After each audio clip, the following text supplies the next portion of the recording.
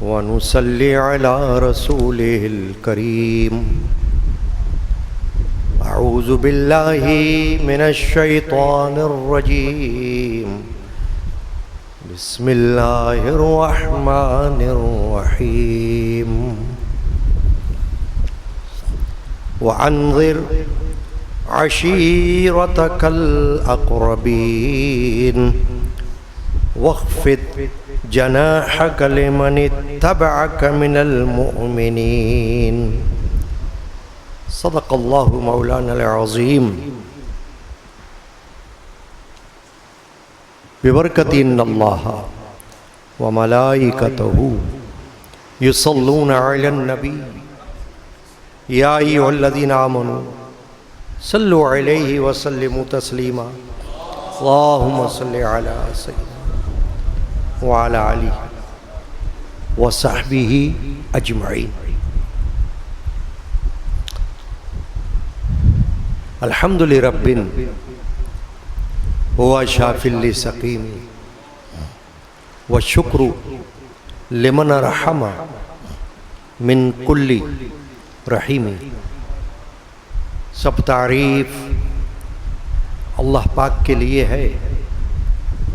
وہ کریم ہے، وہ رحیم ہے، اور اسی کا فضل عظیم ہے. جل وعلا شانہ عم نوالہ.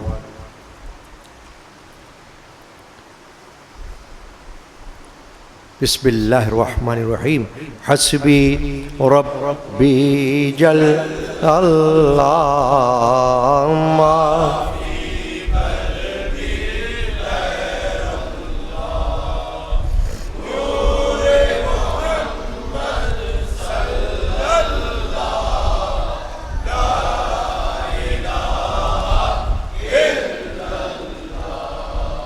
حسبی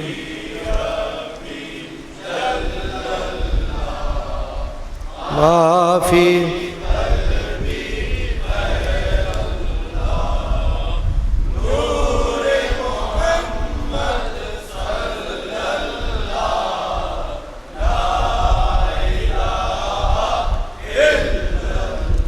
کھل جائیں در جنت کے،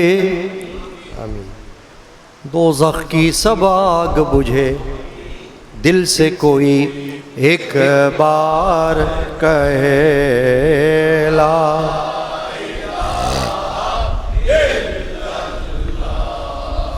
حسبی ربی.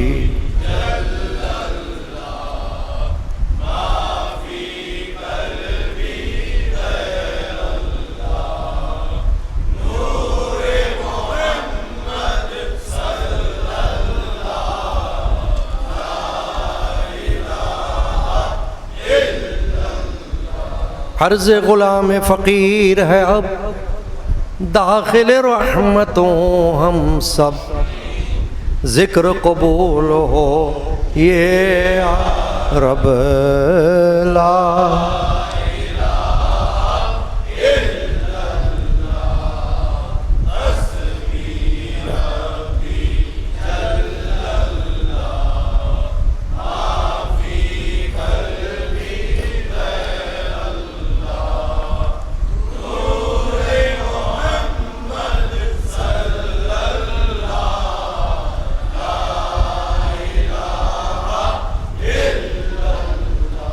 صلی اللہ علیہ یا رسول اللہ وسلم علیہ حبیب اللہ صلی اللہ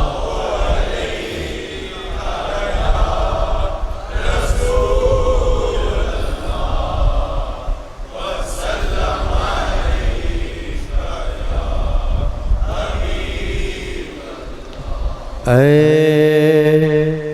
فخر جہاں نور خدا، اے فخر جہاں نور خدا، احمد مختار، اے فخر جہاں نور خدا، احمد مختار اے فخر جہاں نور خدا احمد مختار اے فخر جہاں نور خدا احمد مختار اے حامی کل شاہ خدا احمد مختار اے حامی کل شاہ خدا احمد قرآن میں توصیف و ثنا ہے تیری آقا قرآن میں توصیف و ثنا ہے تیری آقا اور ساری خدائی ہے فدا احمد مختار اور ساری خدائی ہے فدا اے فخر جہاں نور خدا اے حامی کل شاہ خدا احمد جبریل تیرے در کی غلامی پہ ہے نازاں جبریل تیرے در کی غلامی پہ ہے نازاں محتاج تیرے شاہ و گدا احمد مختار محتاج تیرے شاہ و گدا احمد اے فخر جہاں نور خدا اے حامی کل شاہ خدا احمد اے امت عاصی کو شفاعت کا سہارا ہے امت عاصی کو شفاعت کا سہارا اللہ رے یہ جود و سخا احمد مختار اللہ رے یہ جود و سخا احمد صلی اللہ علیہ وسلم اے فخر جہاں نور خدا اے حامی کل شاہ خدا احمد اللہ کا محبوب ہے مختار دو عالم اللہ کا محبوب ہے مختار دو عالم ہے حق کی خوشی تیری رضا احمد مختار ہے حق کی خوشی تیری رضا بے شک احمد اے فخر جہاں نور خدا احمد اے حامی کل شاہ خدا دے جام محبت مجھے اے ساقی کوثر دے جام محبت مجھے اے ساقی کوثر میں خانہ عرفان سے پلا احمد مختار امین میں خانہ عرفان سے پلا احمد اے فخر جہاں نور خدا احمد، اے حامی کل شاہ ہدا، جبریل تیرے در کی غلامی پہ ہے نازاں، جبریل تیرے در کی غلامی پہ ہے نازاں، محتاج تیرے شاہ و گدا احمد مختار، محتاج تیرے شاہ و گدا، اے فخر جہاں نور خدا، اے حامی کل شاہ ہدا، پڑھتا ہوں میں دن رات وظیفہ یہی مخفی، رحمت اللہ تعالی علیہ، پڑھتا ہوں میں دن رات وظیفہ یہی مخفی، اے صلی علی احمد مختار، اے صلی علی احمد، اے صلی علی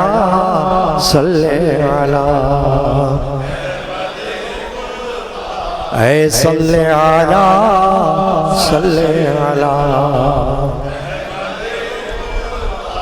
اے فخر جہاں نور خدا احمد، اے حامی کل شاہ ہدا احمد مختار،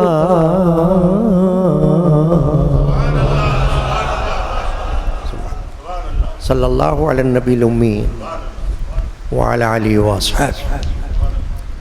میرے تایا صاحب والد ماجد کے بڑے بھائی حضرت صاحبزادہ بشیر احمد مخفی رحمت اللہ علیہ کی یہ نعت شریفہ ہم سب نے پیش کی، اللہ تعالیٰ قبول فرمائے، اس کا ثواب ان کی روح کو بھی پہنچائے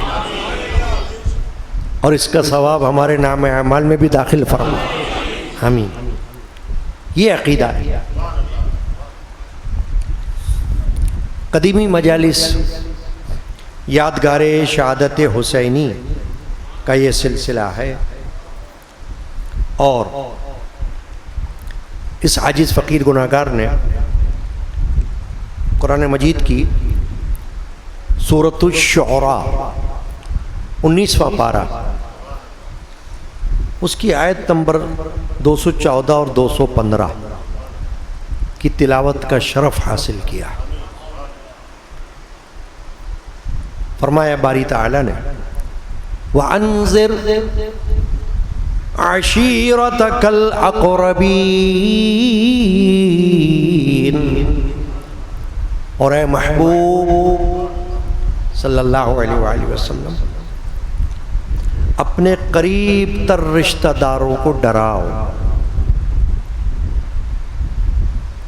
وَاخْفِضْ جَنَاحَكَ لِمَنِ اتَّبَعَكَ مِنَ الْمُؤْمِنِينَ، اور اپنی رحمت کا بازو بچھاؤ اپنے پیرو مسلمانوں کے لیے۔ یہ دو آیات شریف اور دونوں کا ترجمہ آپ نے ملاحظہ فرمایا، اسی پر بیان مقصود ہے۔ سرکار دو عالم محبوب دو عالم صلی اللہ علیہ وآلہ وسلم کے دو نام تو ہیں ذاتی، محمد اور احمد، اور صفاتی ناموں میں سے دو نام ناموں میں سے دو نام، بشیر و نذیر، اسلامی نام ہے۔ جیسے ابھی ہم نے نعت شریفہ پڑھی نا، کس کی؟ بھولے یا یاد ہے؟ میرے تایا صاحب، ان کا نام تھا محمد بشیر۔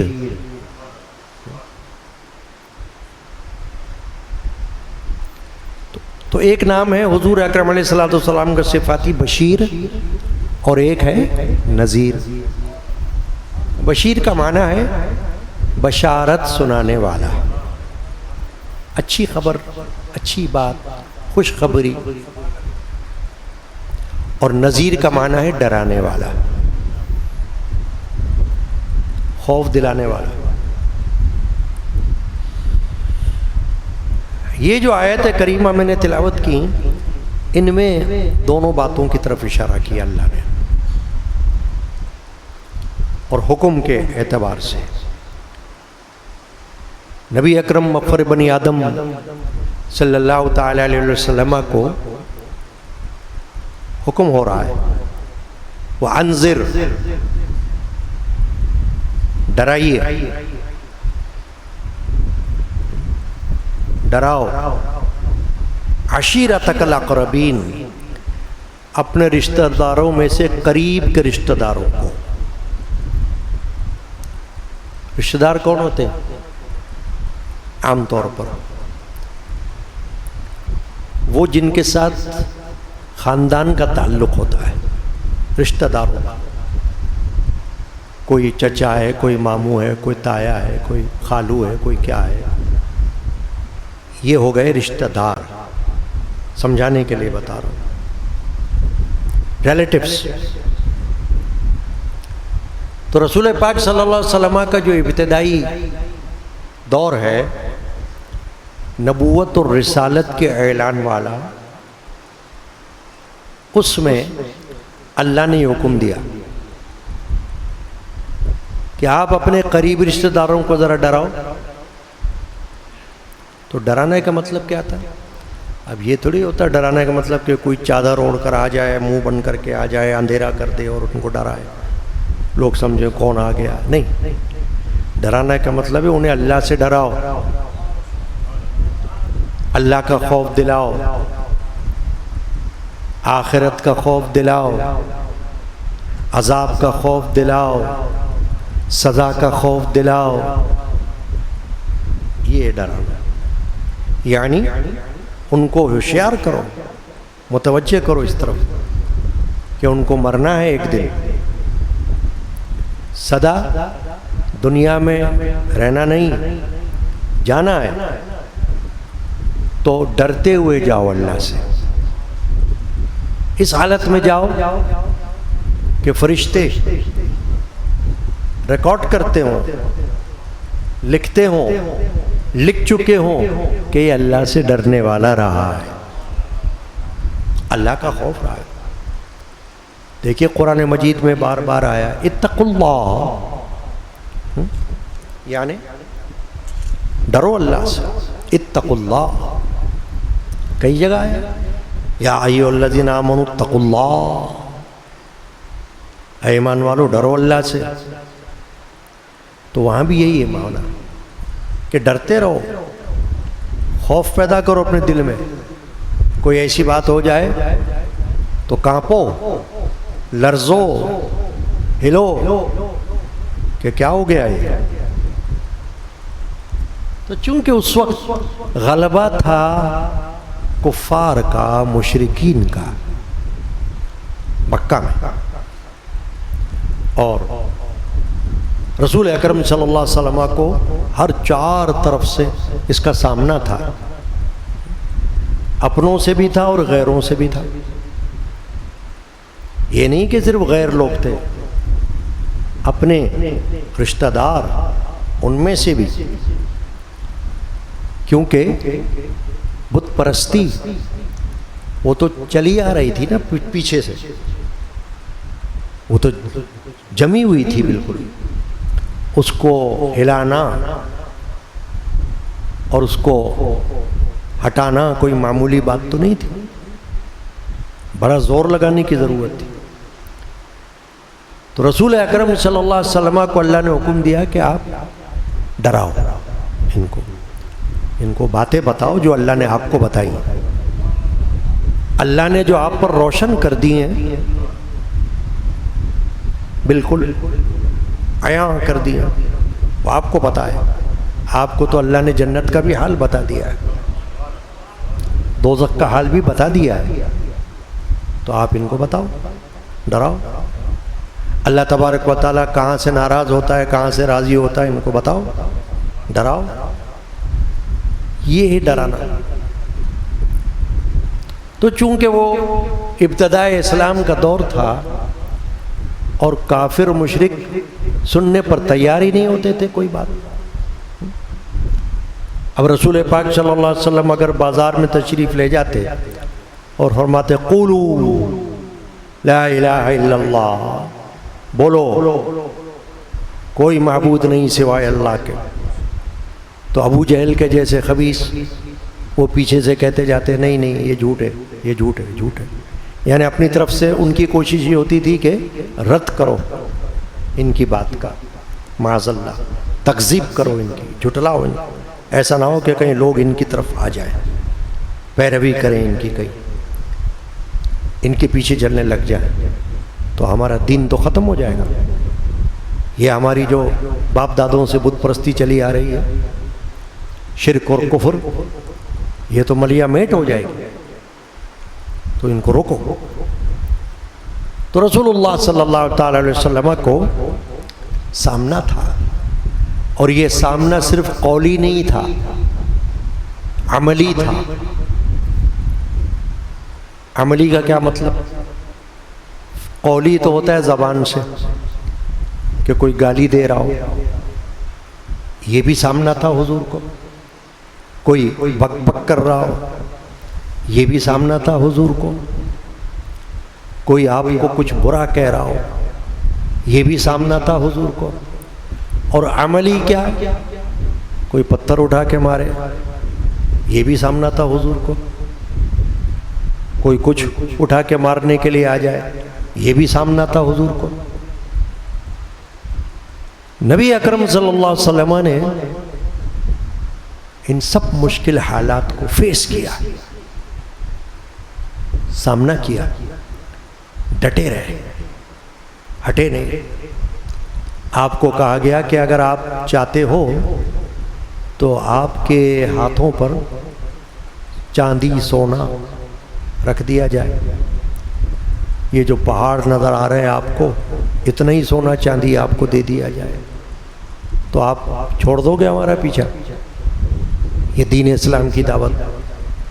آپ نے کہا استغفر اللہ، تم کیا کہتے ہو؟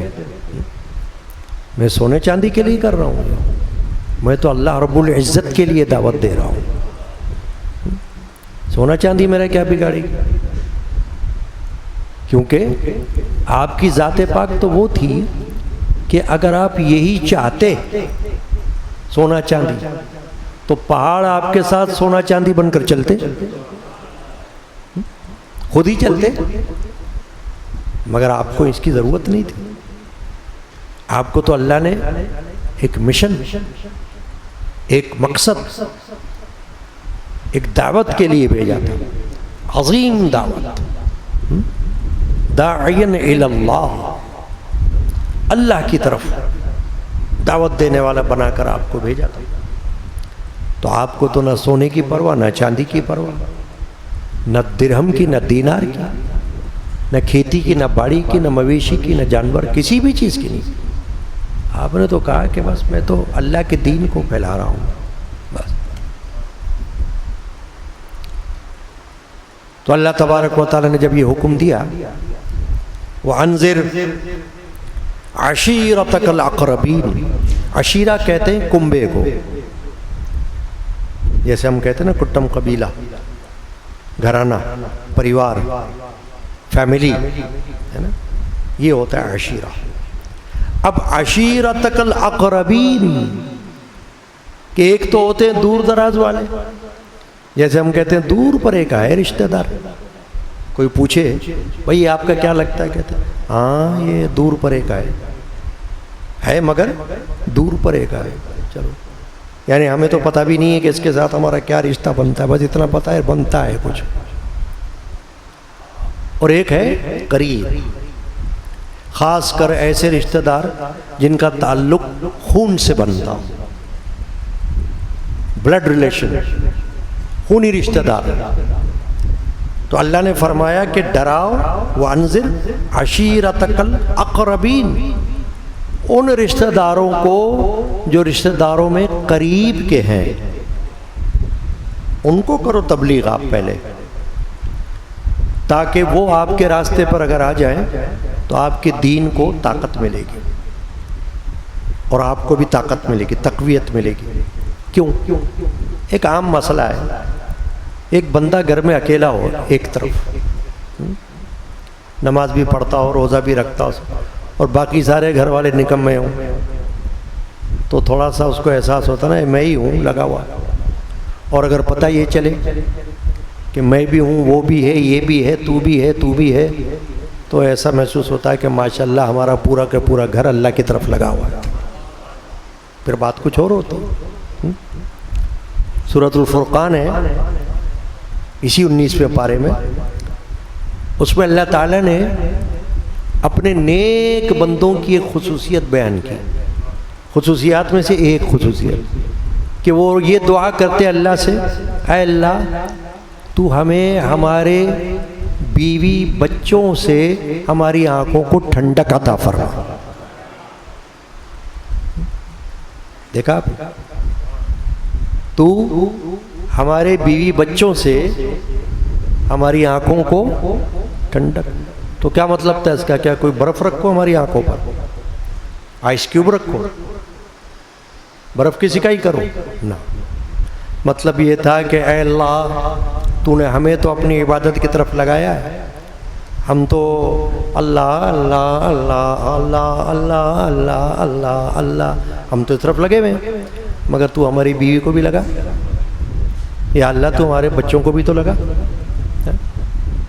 کھانے پینے کا تو ان کو ہوش ہے، کام کاج کا ان کو ہوش ہے، صبح دکان کتنے بجے کھولنی ان کو پتہ ہے، دکان کتنے بجے بند کرنی ان کو پتہ ہے، مگر اے اللہ تیری یاد کا ہوش نہیں ہے ان کو. تو یا اللہ تو ان کو بھی ہماری طرح ایسا شوق دے تاکہ ہماری آنکھیں ان کو تیری بارگاہ میں جھکتے ہوئے دیکھ کر ٹھنڈی ہو جائیں.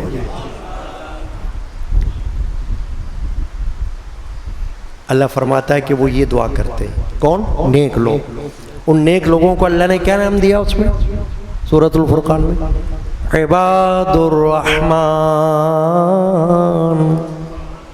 رحمان کے بندے. فرمائے رحمان کے بندے ہیں، رحمان کے بندے کہ جو اللہ تعالیٰ سے راتوں کو عبادت کر کے دن کو بھی عبادت کر کے معافیاں مانگتے ہیں، روتے ہیں، عذاب الہی سے ڈرتے ہیں، اور یہ دعا کرتے ہیں یا اللہ تو ہمیں دوزخ کے عذاب سے بچا. حالانکہ نیک ہیں، پرہیزگار ہیں، مگر کیونکہ ان کو دل میں خیال آتا ہے کہ کیا پتہ کب کیا ہو جائے، تو یا اللہ تو ہمیں اس پر قائم رکھنا، اس پٹری پر سیدھا رکھنا. ہاں ایسا نہ ہو ٹرین پٹری سے اتر جائے. تو رسول پاک کو حکم دیا اللہ نے، توجہ رکھنا اپنی بھائی. ہاں ہم سننے کے لیے بیٹھے ہیں، وقت ضائع کرنے کے لیے تھوڑی بیٹھے ہیں. تو وانذر عشیرتک الاقربین، فرمایا اپنے رشتہ داروں میں سے قریب والوں کو ڈراؤ. اب رسول پاک صلی اللہ علیہ وسلم کو جب یہ آیت آئی تو آپ چڑھ گئے کوہ صفا پر، قبیلے والوں کو بلایا، یا بنی عدی، یا بنی فہر، فلاں فلاں فلاں، سب کو آواز پہنچی نا، یا کسی کے ذریعے پہنچ گئی کہ دیکھو محمد پکار رہے ہیں. محمد اس لیے کہ رسول تو ان کو گوارا نہیں تھا، اسی سے تو چڑتی ان کو، رسول اللہ سے تو چڑتی نا ان کو تو محمد سے چڑ نہیں تھی، محمد نام سے کوئی چڑ نہیں تھی ان کو یہ چڑتی کہ آپ رسول کیوں بولتے ہو اللہ کا، ہم نہیں مانتے آپ کو رسول اللہ کا، ہمارا دین تو وہی ہے بتوں کے آگے پرستش کرنا، اور آپ اللہ کا رسول بولتے ہو کہ اللہ کے آگے جھکو، نہیں۔ اسی لیے آپ دیکھیں ایک موقع تھا جب معاہدہ ہو رہا تھا تو کفار اور مشرکین میں سے حضور کے سامنے جو لوگ آئے معاہدے پر دستخط کرنے، تو لکھا ہوا دیکھا محمد رسول اللہ، تو کہا ہم رسول اللہ پر نہیں کریں گے دستخط، رسول اللہ کو نہیں مانتے، محمد رسول اللہ کو مٹا دیں آپ۔ اس وقت حضرت علی کرم اللہ وجہ الکریم نے کہا یا رسول اللہ نہیں مٹائیں گے، آپ کو اللہ نے رسول بنا کر بھیجا، آپ رسول ہی ہیں، مگر رسول اللہ صلی اللہ علیہ وسلم نے مصلحت کے تحت، یہ نہیں کہ مٹانے سے آپ مٹ گئے، یہ تو ہے ہی، ہو ہی نہیں سکتا۔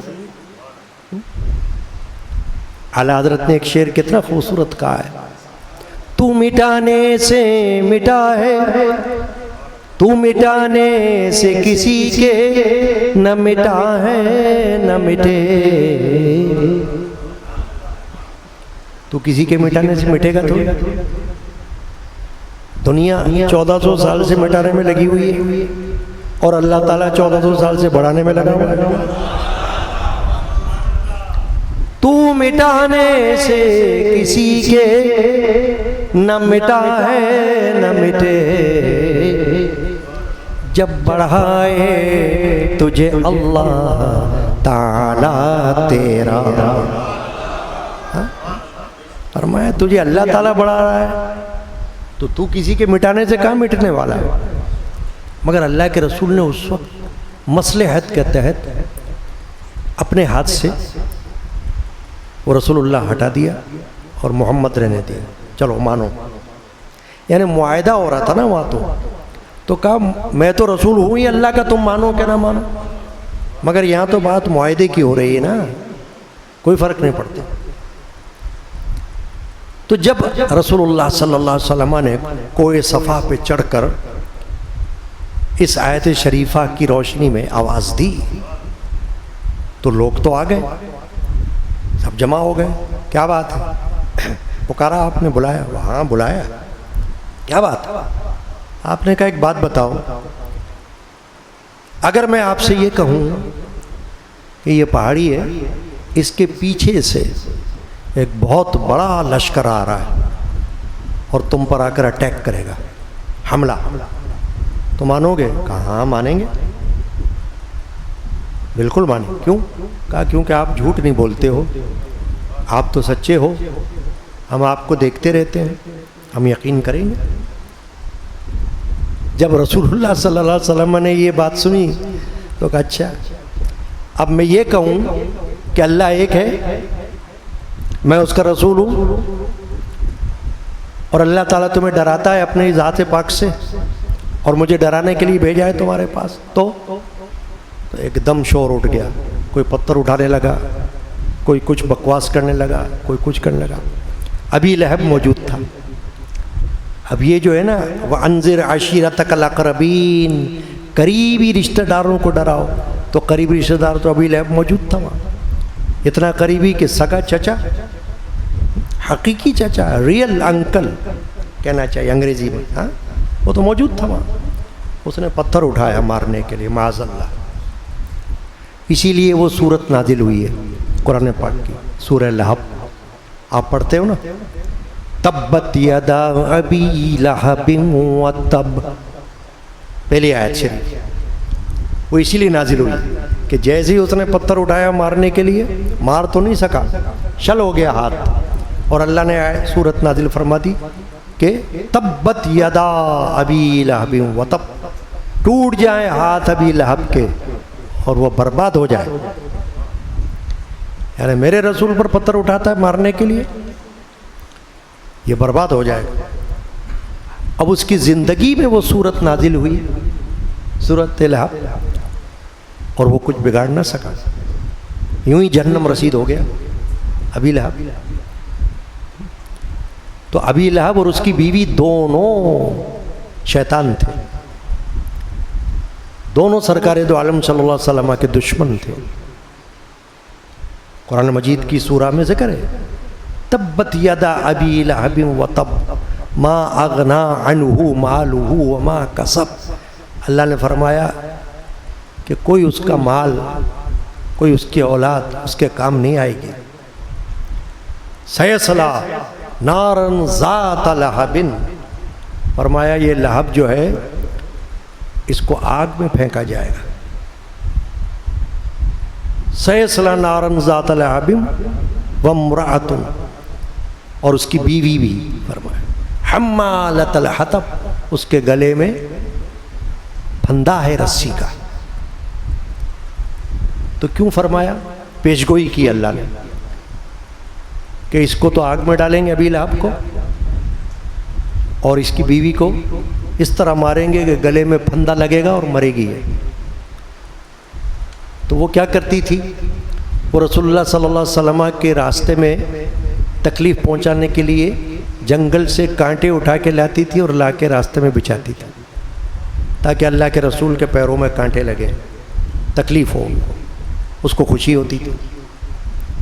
तो एक दिन लकड़ी का गट्ठा उठाकर ला रही थी और रस्सी में बंधा हुआ था गट्ठा, रस्सी जो थी वो गले में थी, गट्ठा कंधे पर था, एक जगह थक कर बैठी।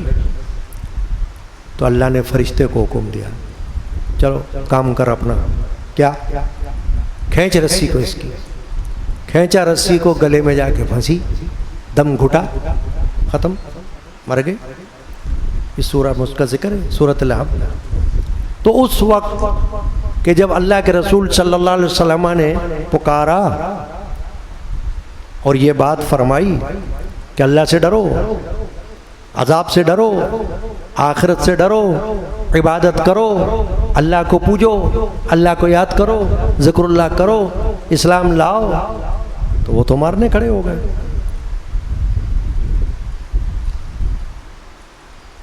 अब ये देखिए जो आया वह अनज़िर, मैंने क्या कहा? हुजूर के दो नाम, एक है नज़ीर, वो इसीलिए कि आप डराओ जहाँ डराने की ज़रूरत महसूस हो, और एक है बशीर।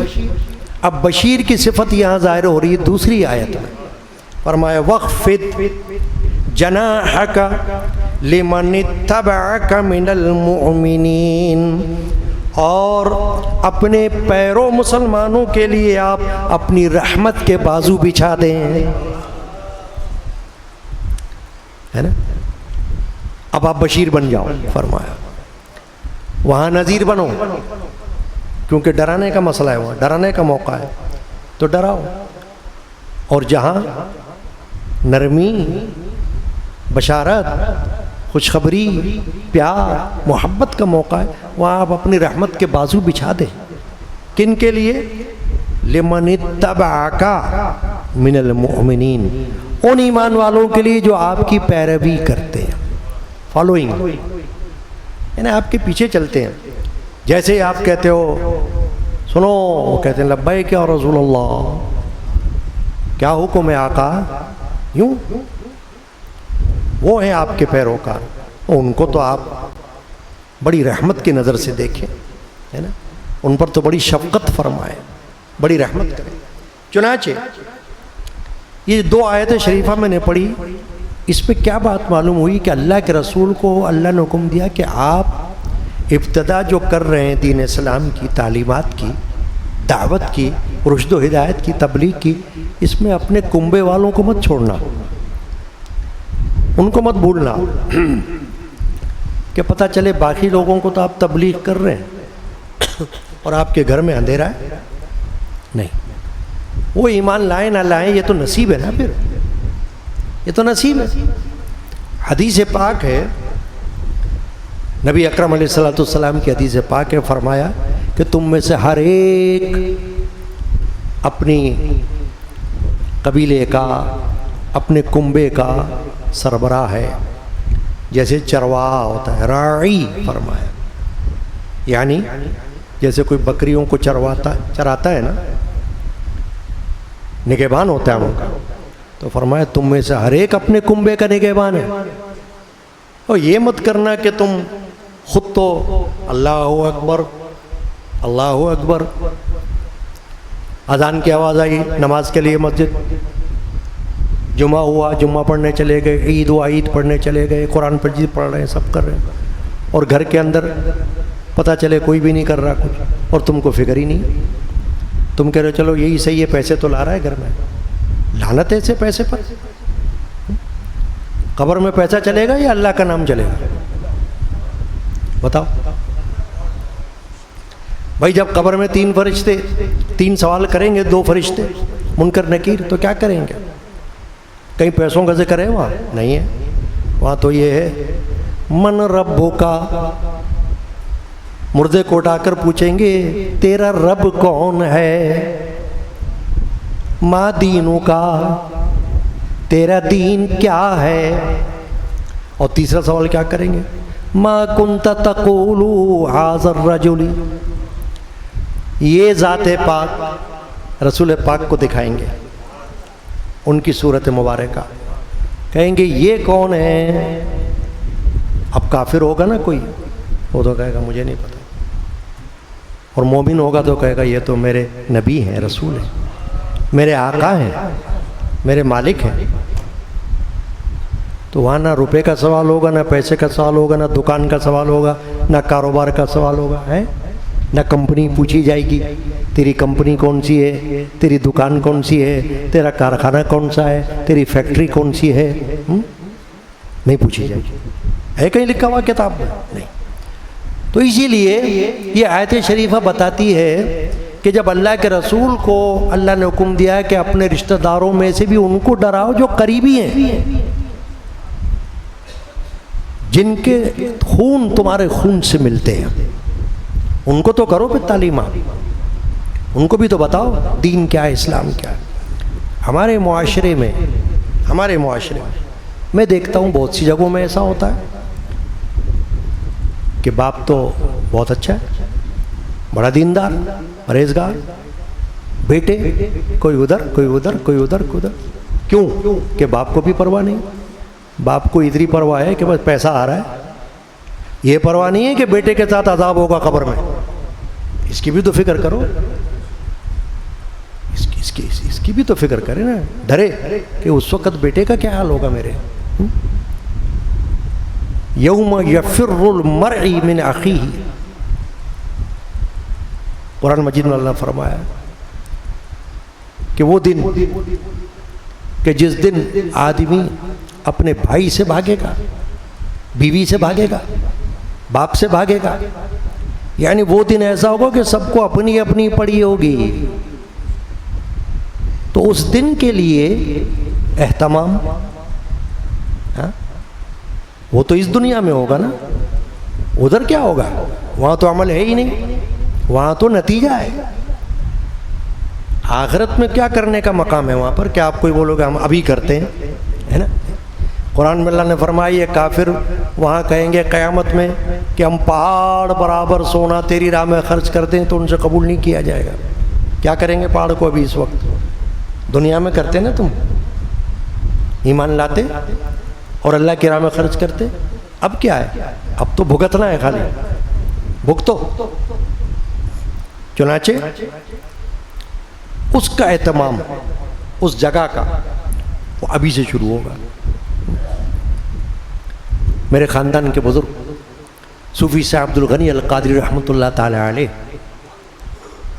انہوں نے کلام لکھا تو اس میں فرمایا کہ ہم نے بازار جہاں سے کیا لیا، ہم نے بازار جہاں سے کیا لیا، عشق مولا پاک کا سودا لیا، عشق مولا پاک کا سودا لیا۔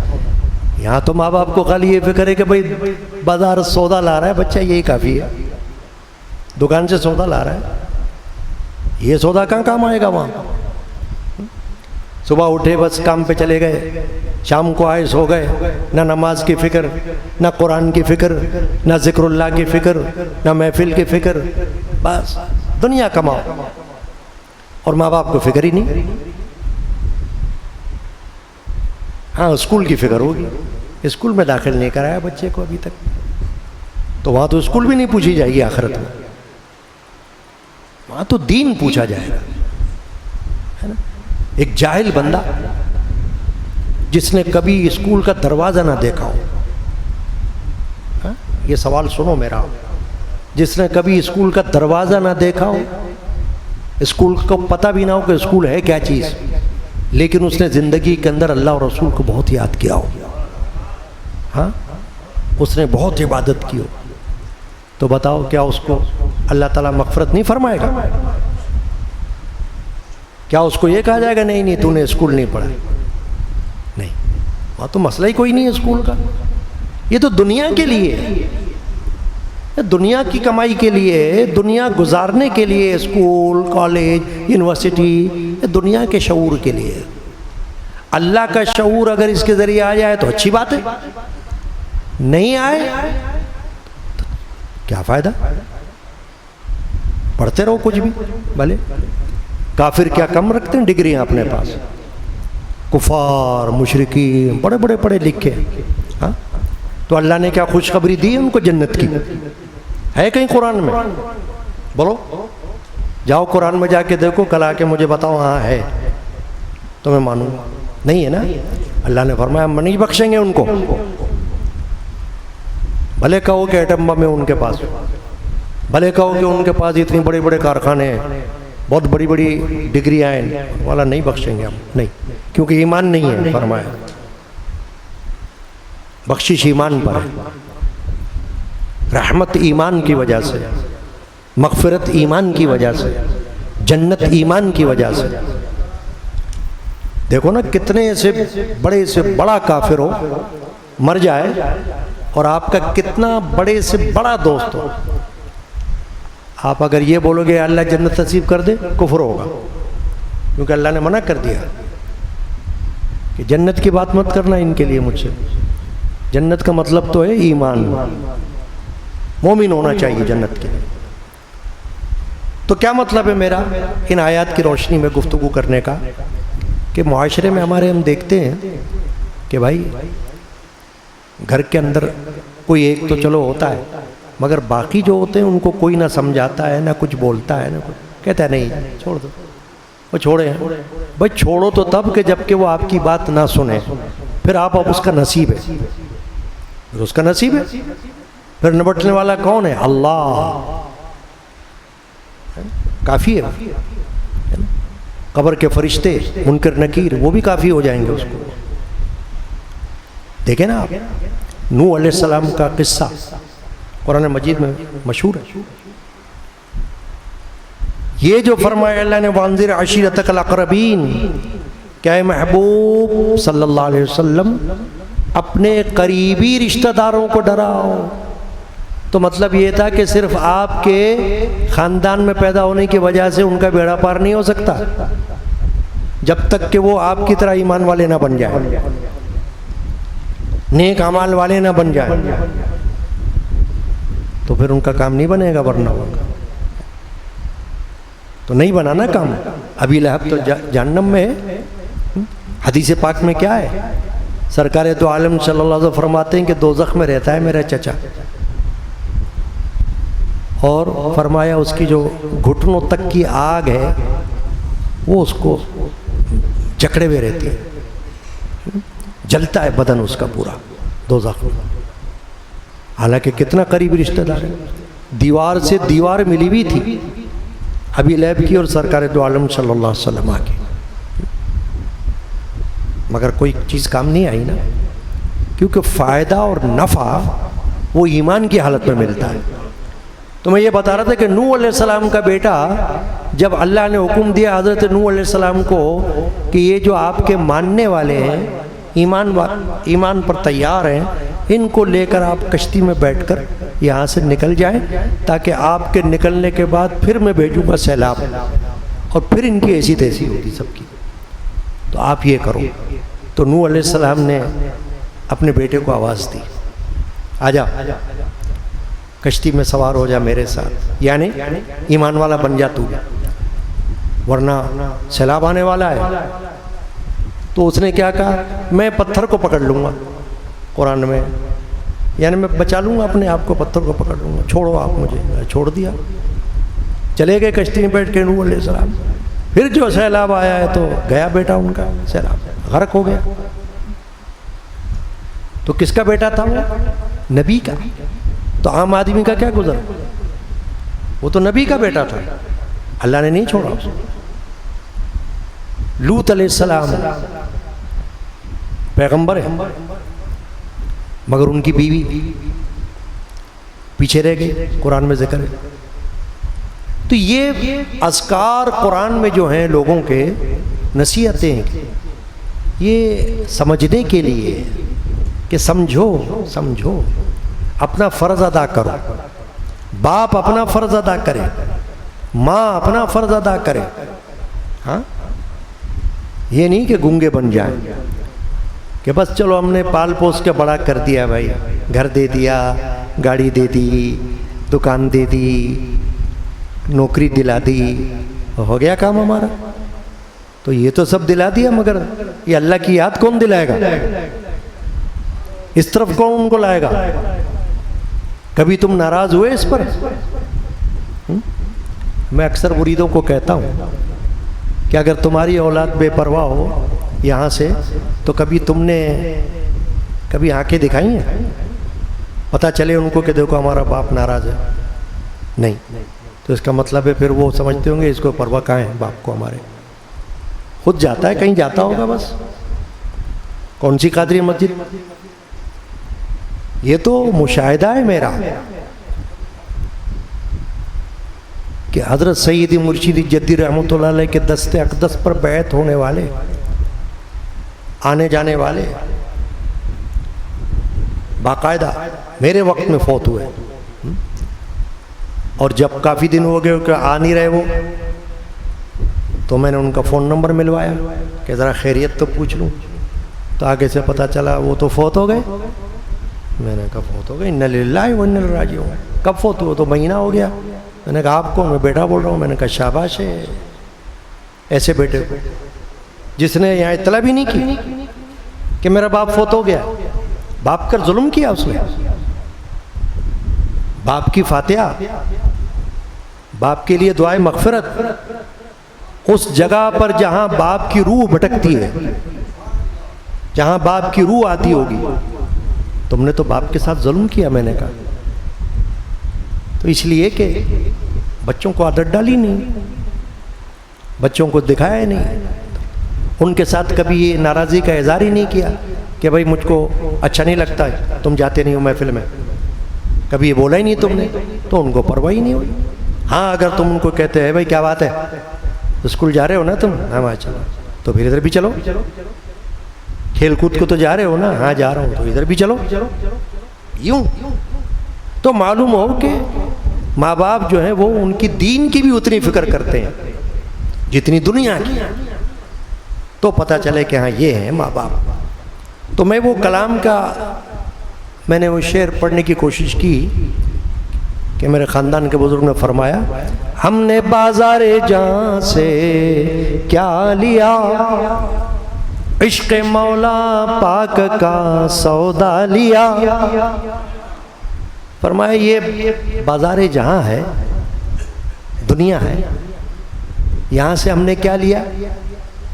لینے کو تو آلو گوشت وغیرہ سبزی سب کچھ لے سکتے ہیں اور لینا چاہیے, کوئی منع تھوڑی ہے, مگر فرمایا ہم نے عشق مولا پاک کا سودا لیا, کہ ہم نے یہ لیا یہاں سے. اے غنی جگ سے نہ ہم تنہا چلے. سنو سمجھو کہ ہمارے بزرگ کیا فرما رہے ہیں. میں تو اللہ کا بہت لاکھ لاکھ شکر کرتا ہوں کہ اللہ نے مجھے ایسے خاندان میں پیدا کیا. اللہ والوں کے خاندان میں شکر ہے اس پاک ذات کا.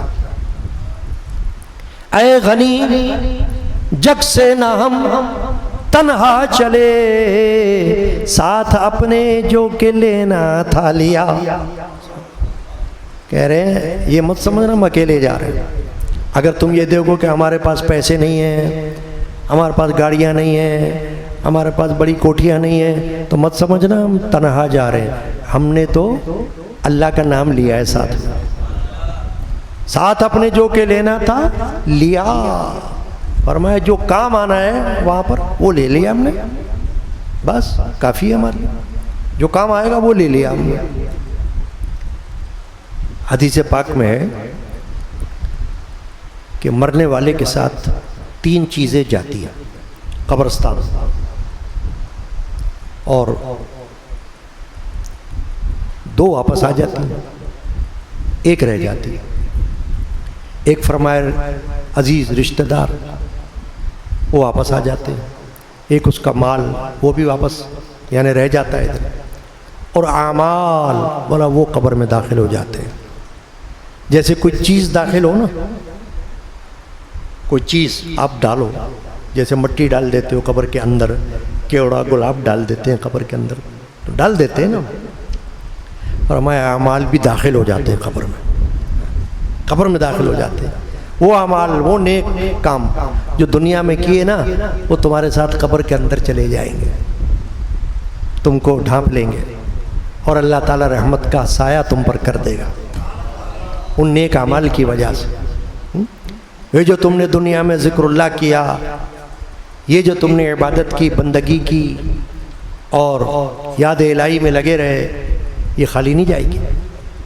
اس کا نور تمہارے ساتھ رہے گا. اور پھر ایک حدیث میں فرمایا کہ 2 چیز تو واپس آ جاتی ہیں، اور ایک اور چیز ہے جو ساتھ جو فائدہ دیتی ہے. فرمایا یعنی فرمایا کہ مرنے والے کو ایک چیز فائدہ دیتی ہے، نفع. کیا؟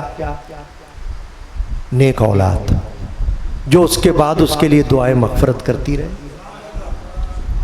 صدقہ و خیرات کرتی رہے، ایصال ثواب کرتی رہے. ارے آج کے دور میں حیران ہوتا ہوں، کئی گھروں میں پتہ چلتا ہے کہ ان کو تو ایصال ثواب بھی پتہ نہیں، ایسے جاہل، اور دنیا کی ڈگریاں جیبوں میں لے کے گھومتے. بتاؤ آپ، یعنی ان کو یہ تک پتہ نہیں کہ ایصال ثواب کتنا اہم مسئلہ ہے مرنے والے کے لیے. اللہ اکبر، اللہ ہدایت دے. چنانچہ ایصال ثواب، مغفرت. حدیث پاک میں حضور نے فرمایا جب نماز پڑھو تو اپنے ماں باپ کے لیے بھی پڑھ لو، روزہ رکھو تو ان کے لیے بھی کر لو، تلاوت کرو تو ان کے لیے بھی کر لو، یعنی کہ ثواب ان کو بھی بھیجو. تمہارے ثواب میں کوئی کمی تھوڑی ہوگی. تم کو کون سا محروم کر دیا جائے گا ثواب سے کہ کہیں تم یہ سمجھو میں نے ادھر بھیج دیا ثواب تو میری محنت کیا ہوئی. نہ، تمہیں بھی ملے گا ثواب، ان کو بھی ملے گا ثواب، بلکہ ان کی ارواح خوش ہوں گی کہ یا اللہ ماشاءاللہ کتنا اچھا بیٹا میں نے چھوڑا، کتنا اچھا بیٹا چھوڑا. تو ایسے ہی ان آیات کی روشنی میں ہمیں غور کرنا چاہیے اس دنیا میں کہ ہم خود اگر اللہ کی طرف لگے ہوئے ہیں تو اللہ کا بڑا شکر ہے، بہت بڑا احسان ہے اس کا. لیکن اگر ہم اپنی اولاد کی طرف سے غافل ہیں، چاہے بیٹا ہو چاہے بیٹی، دونوں کی طرف سے اگر غافل ہیں تو سمجھے ہم غافل ہیں، پھر ہم نے حق ادا نہیں کیا اپنی سربراہی کا، سرپرستی کا. اللہ تعالی ہم سب کو ان آیات کی روشنی میں جو ہے وہ سمجھنے کی توفیق عطا فرمائے، آمین. رسول پاک پہ بھیجا خدا درود و سلام، علی و فاطمہ حسن و حسین پر بھی مدام، واصحابہ وبارک وسلم علیہ. قدیمی مجالس یادگار شہادت حسینی کا یہ جو سلسلہ ہے، اس میں آج کی شب خلیفہ چہارم اہل سنت کے مطابق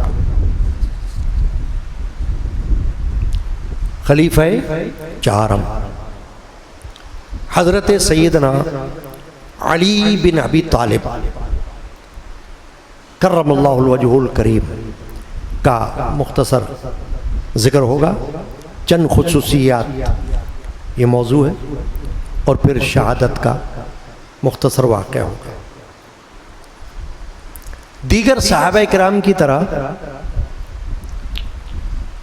حضرت ابو بکر، حضرت عمر، حضرت عثمان، یہ خلفائے راشدین ہوئے ہیں، اور بھی صحابہ ہوئے ہیں، تو ان کی طرح حضرت مولا علی کرم اللہ وجہ الکریم کی بھی بہت خصوصیات کم نہیں ہیں، کیونکہ ہر ایک کو اللہ نے جدا جدا خوشبو بخشی ہے۔ ہر گلیرا رنگ و بوئے دیگرست، یعنی ہر پھول کی اپنی اپنی خوشبو ہے۔ چنانچہ آپ کا نام کیا ہے؟ علی، والد کا نام ابی طالب، اور حضور کے چچا ہیں وہ بھی، یعنی حضرت علی چچا زاد بھائی۔ ایک چچا کا تو میں نے ابھی ذکر کیا تھا، ابی لہب جو جہنم میں ہے، اور یہ ایک چچا ہے ابی طالب۔ اہل سنت کے ہاں تو یہ بات مشہور ہے کہ انہوں نے علانیہ کلمہ نہیں پڑھا تھا ابی طالب، اعلیٰ حضرت نے باقاعدہ اس پر کتاب لکھی ہوئی ہے، مگر ابی طالب نے چونکہ سرکار دو عالم صلی اللہ علیہ وسلم کی کفالت کی، ان کو پالا، پرورش کی، دیکھ بھال کی، کیونکہ حضور تو یتیم ہو گئے تھے نا بچپن میں، اور والد کے پیدا ہونے سے پہلے یتیم ہو گئے تھے، تو جو پرورش تھی وہ چچاؤں نے کی تھی۔ ایک چچا حضور کے کون ہیں؟ حضرت حمزہ سید الشہداء رضی اللہ تعالی، جو غزوہ احد میں شہید ہوئے ہیں۔ ایک چچا حضور کے حضرت عباس رضی اللہ تعالی۔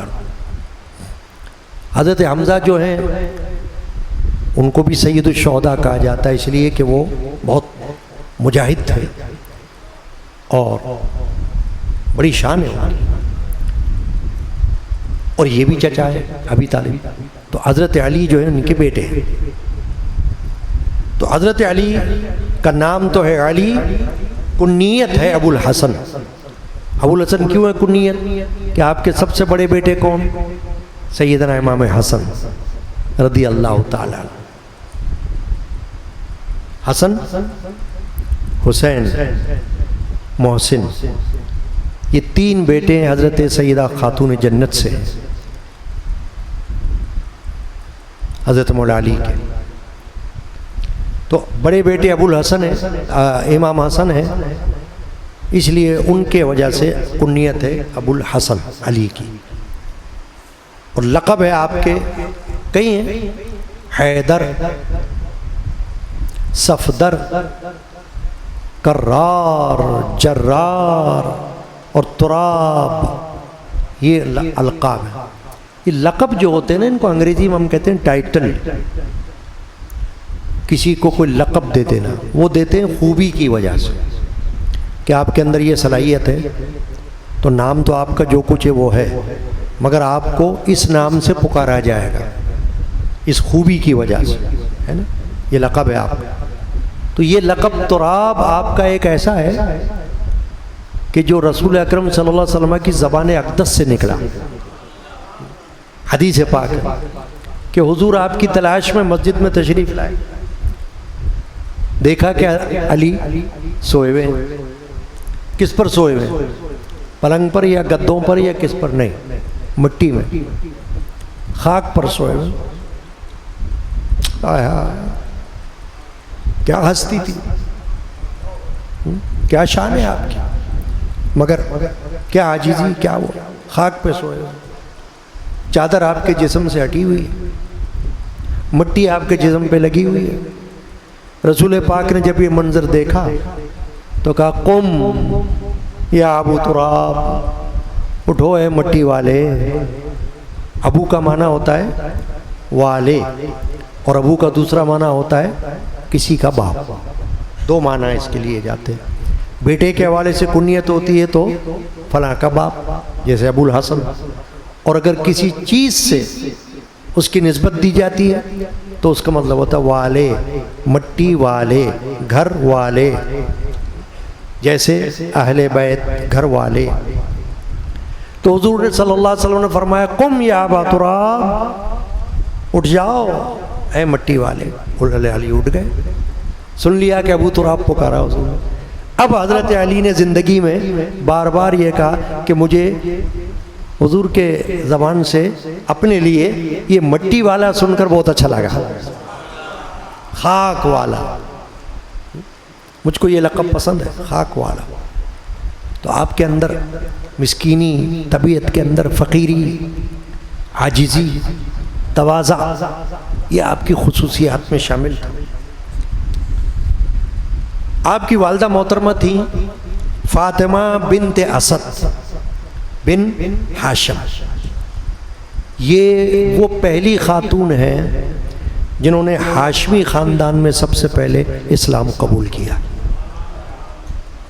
اور حضرت علی وہ پہلے شخص ہیں کہ جنہوں نے کم سنی میں اسلام قبول کیا۔ جیسے کہ آپ کی عمر کوئی 9-10 سال ہے، مردوں میں اسلام لانے والے اہل سنت کے مطابق ابو بکر صدیق ہے، عورتوں میں اسلام لانے والے حضور کی زوجہ محترمہ حضرت خدیجہ رضی اللہ تعالیٰ عنہ، اور بچوں میں اسلام لانے والے حضرت علی کرم اللہ، اور ہاشمی خواتین میں اسلام لانے والی حضرت علی کی والدہ فاطمہ بنت اسد۔ یہ فاطمہ بنت اسد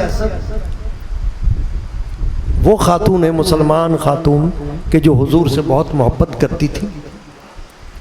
حضور نے فرمایا کہ یہ میرا اتنا خیال کرتی تھیں کہ جو کھانا وغیرہ ہوتا تھا نا گھر کا، تو میرے لیے اٹھا کر الگ سے رکھ دیتی تھی کہ محمد کھائیں گے کھانا۔ پیار کرتی تھی مجھ سے، بہت پیار۔ تو جب ان کا انتقال ہوا تو سرکار دو عالم صلی اللہ علیہ وسلم نے ان کے لیے اپنا کرتا عطا فرمایا۔ ایک مرتبہ حضور کی صاحبزادی کا انتقال ہوا، زینب بڑی صاحب، ان کے لیے بھی حضور نے کفن کے لیے اپنا پیراہن عطا فرمایا، برکت کے لیے۔ بعض لوگ تو برکتوں کے قائل نہیں ہوتے، معاشرہ ایسا چل رہا ہے نا، میں نے کہا نا، کوئی اصالہ صاحب کا قائل نہیں ہے، کوئی برکتوں کا قائل نہیں ہے، کوئی تبرک کا قائل نہیں، کیونکہ جہالت ہے نا، دنیا کی پڑھائی آ گئی ہے، کاروبار کرنا آ گیا ہے، 2 اور 2 4 کیسے ہوتے ہیں یہ سیکھ لیا ہے، یہ نہیں سیکھا۔ اللہ کے رسول صلی اللہ علیہ وسلم نے فرمایا یہ کرتا لو میرا، اس لیے کہ اس کا وسیلہ ان کو کام آئے گا، اس کی برکت ملے گی، لپیٹو ان کو اس میں۔ پھر ایک کام اور کیا سرکار دو عالم صلی اللہ علیہ وسلم نے حضرت علی کی والدہ کے ساتھ، کیونکہ علی کا ذکر چل رہا ہے تو والدہ کا بھی ذکر آ رہا ہے۔ یہ کیا کہ فرمایا جب ان کی قبر تیار ہو جائے تو مجھے اطلاع کرو۔ تیار ہو گئی، نبی اکرم صلی اللہ علیہ وسلم وہاں تشریف لے گئے اور ان کی قبر میں اترے، ان کی قبر میں لیٹ گئے حصول برکت کے لیے، لیٹ کر، اور پھر دعا بھی مانگی، یا اللہ تیرے نبی کی برکت سے ان کی مغفرت فرمانا، تیرے رسول کی برکت توسل سے ان کو بخش دینا۔ رسول پاک پہ بھیجا خدا درود و سلام، علی فاطمہ حسن و حسین پر بھی مدام۔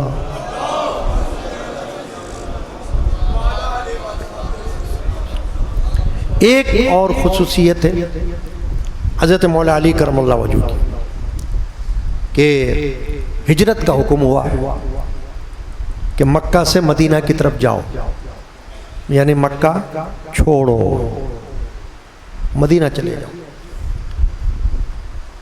تو سرکار دو عالم صلی اللہ علیہ وسلم کے پاس امانتیں تھیں اہل مکہ کی، وہ حضور پر اعتماد کرتے تھے روپے پیسے کے معاملے میں، تو اپنا مال رکھواتے تھے، تو حضور امین کہلاتے تھے،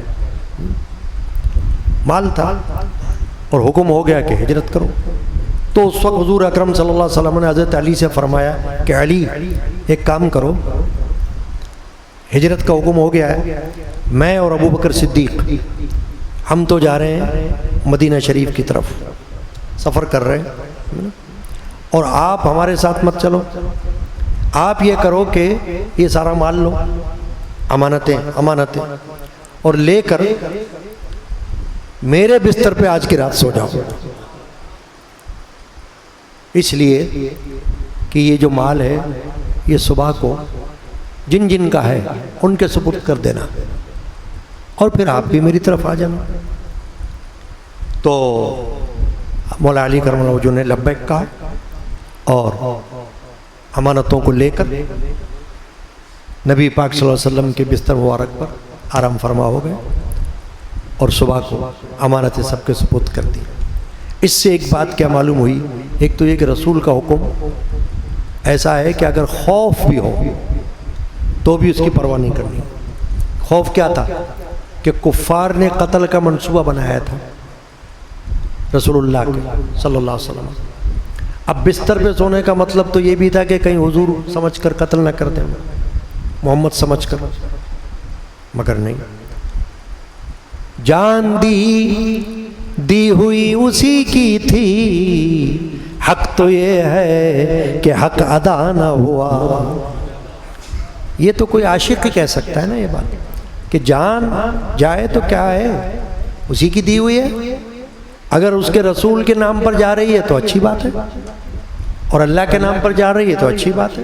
کیا ہو گیا، اللہ کی راہ میں جا رہی ہے نا، تو یہ تو اچھی بات ہے، ویسے بھی جائے گی، کبھی نہ کبھی جائے گی، تو اگر اللہ کی راہ میں چلی جائے تو کیا بات ہے۔ میرے والد ماجد رحمۃ اللہ علیہ نے ایک مرتبہ ممبر پر ایک بات کہی، ممبر لیکن نیتیں جو ہوتی ہیں نا اس پہ عمل کا ثواب مل جاتا ہے، چاہے بندے کا عمل ویسا ہو سکے کہ نہ ہو سکے۔ آپ نے تقریر میں فرمایا، اور یہ بات میں نے کتاب میں لکھی ہوئی ہے چند سال پہلے، ارشادات علمی، آپ کتاب پڑھیں میری، جس میں والد صاحب کے تمام ارشادات جمع کیے میں نے۔ اس میں آپ نے فرمایا کہ میں تو یہ دعا کرتا ہوں یا اللہ میری موت ممبر پر آئے، میری موت بھی ہو تو اسی ممبر پر ہی ہو جائے، تو کیا اچھی بات ہے، یہ خواہش آپ نے کی۔ اب ممبر پر تو موت نہیں ہوئی نا، مگر ممبر پر موت کس طرح ہوئی کہ ممبر ہی کے کام میں ہوئی، ممبر ہی کی خدمات میں تو ہوئی نا۔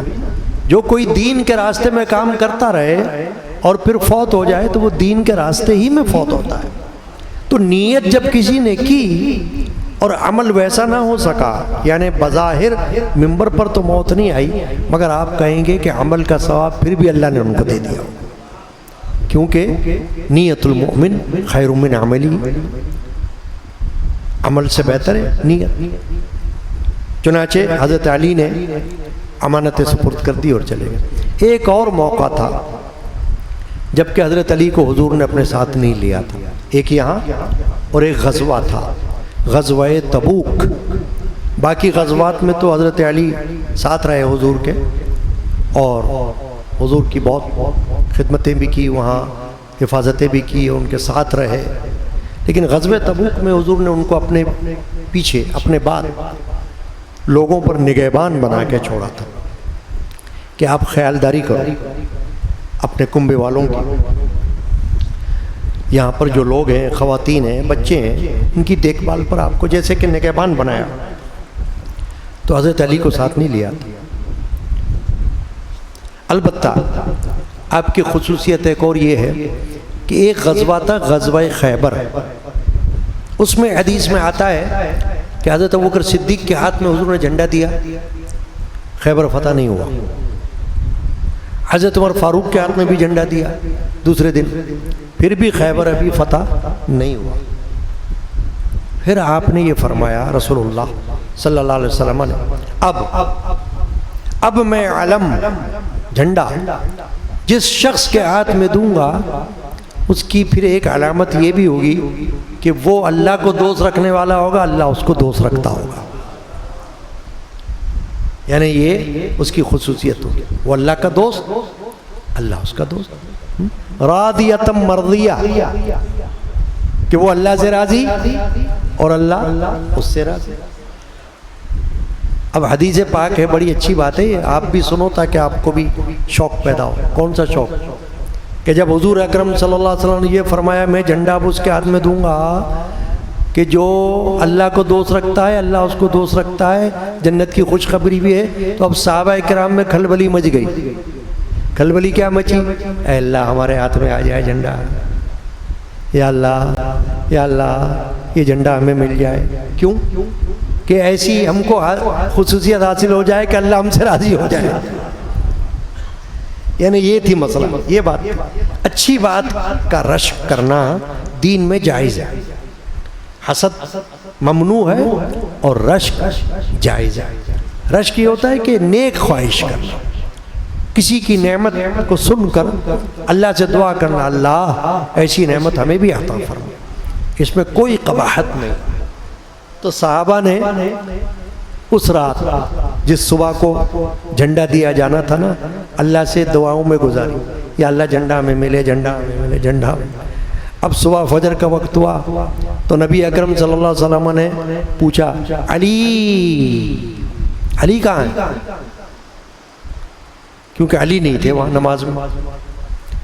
تو صحابہ نے عرض کیا یا رسول اللہ، حضرت علی کی آنکھیں بہت دکھ رہی ہیں، وہ خیمہ میں ہیں، خیمے میں، تمبو میں وہاں ہیں، آئے نہیں ہیں آپ۔ اچھا۔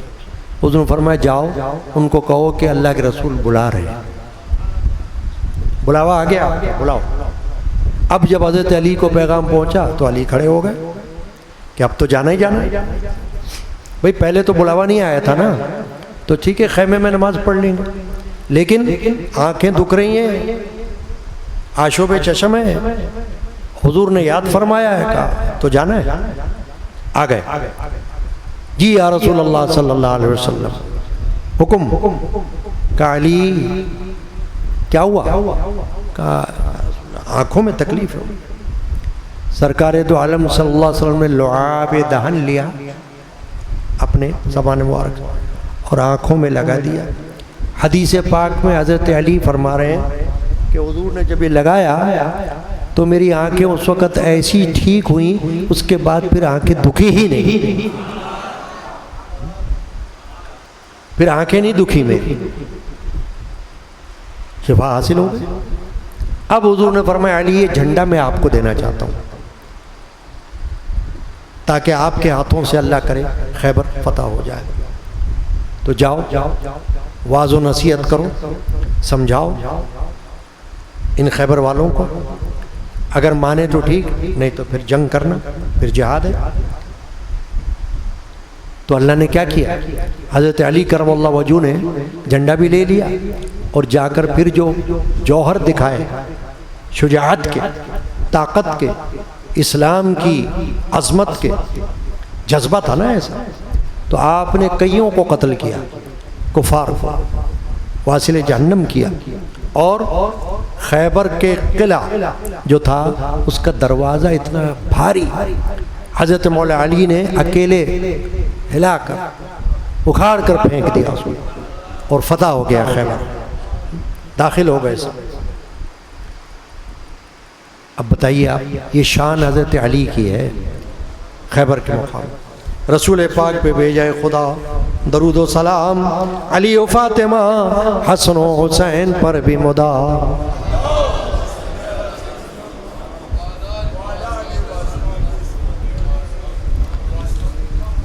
اب مختصر میں شہادت کا ذکر کرتا ہوں حضرت مولا علی کرم اللہ وجہ کی۔ عثمان غنی رضی اللہ عنہ کی شہادت کے بعد آپ نے خلافت کا منصب سنبھالا، اسی لیے ہمارے نزدیک اہل سنت کے نزدیک آپ چوتھے خلیفہ کہلاتے ہیں۔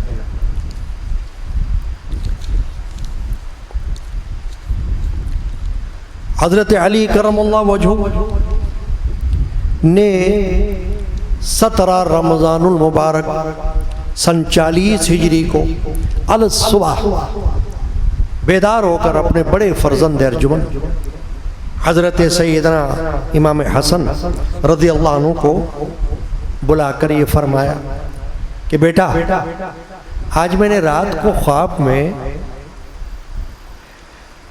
رسول اکرم صلی اللہ علیہ وسلم کی زیارت کی، تو میں نے عرض کیا یا رسول اللہ، آپ کی امت نے میرے ساتھ اچھا رویہ نہیں کیا، یعنی کچھ لوگوں نے مجھ کو تکلیف پہنچائی۔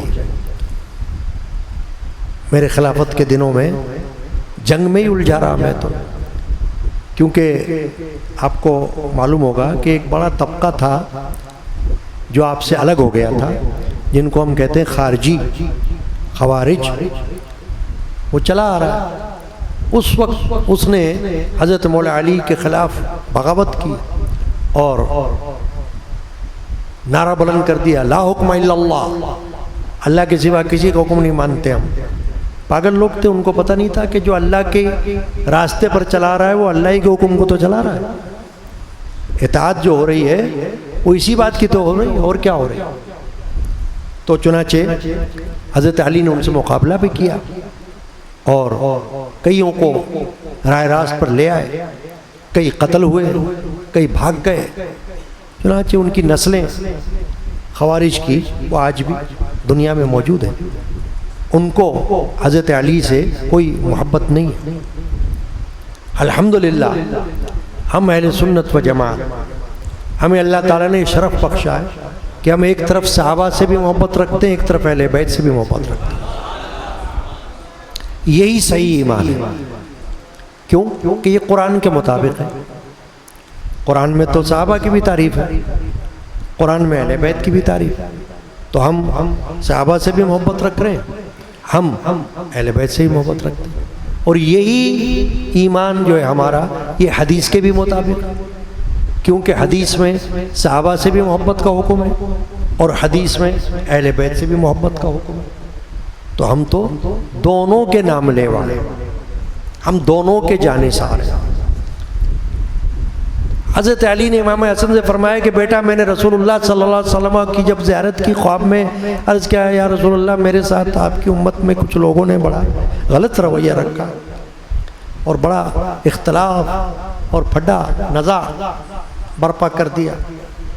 حضور نے فرمایا تم ظالموں کے لیے دعا کرو۔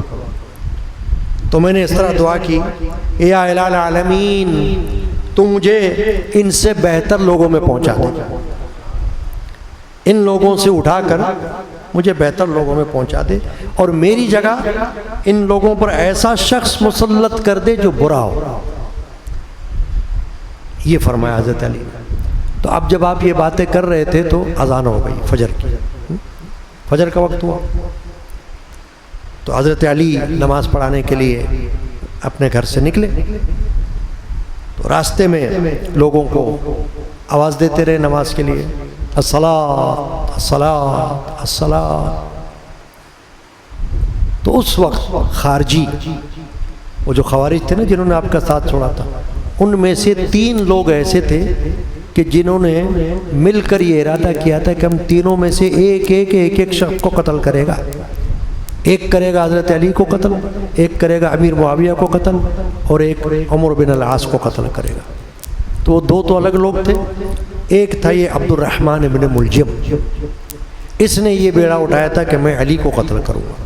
چنانچہ اس نے تیاری کی بھی تھی اور تلوار اپنے پاس تھی، یہ وہاں پر موجود تھا۔ جب حضرت علی کرم اللہ وجہ مسجد میں پہنچے اور نماز میں تھے کہ اس نے آگے بڑھ کر آپ پر وار کیا تلوار کا، تو تلوار جو تھی وہ آپ کے پیشانی کنپٹی تک چلی گئی اور دماغ پہ جا کے ٹھہری، اور شمشیر لگتے ہی حضرت مولا علی کرم اللہ وجہ گر پڑے اور خون بہنے لگا۔ آپ کی زبان اقدس سے یہ جملہ نکلا، فزتو برب الکعبہ، رب کعبہ کی قسم میں مراد کو پہنچ گیا ہوں، یعنی میں نے مراد پا لیا اپنی۔ آپ کے زخمی ہونے کے بعد لوگ بھاگے دوڑے اور اس قاتل کو پکڑ لیا، اور پھر حضرت امام حسن رضی اللہ تعالیٰ عنہ نے اس قاتل کو بھی قتل کیا، اور امام حسن رضی اللہ عنہ نے آپ کی شہادت کے بعد، کیونکہ شہادت ہوئی 19 رمضان المبارک کو، اور پھر 21 رمضان المبارک تک آپ زخمی رہے، اور 21 رمضان المبارک کو آپ شہید ہوئے۔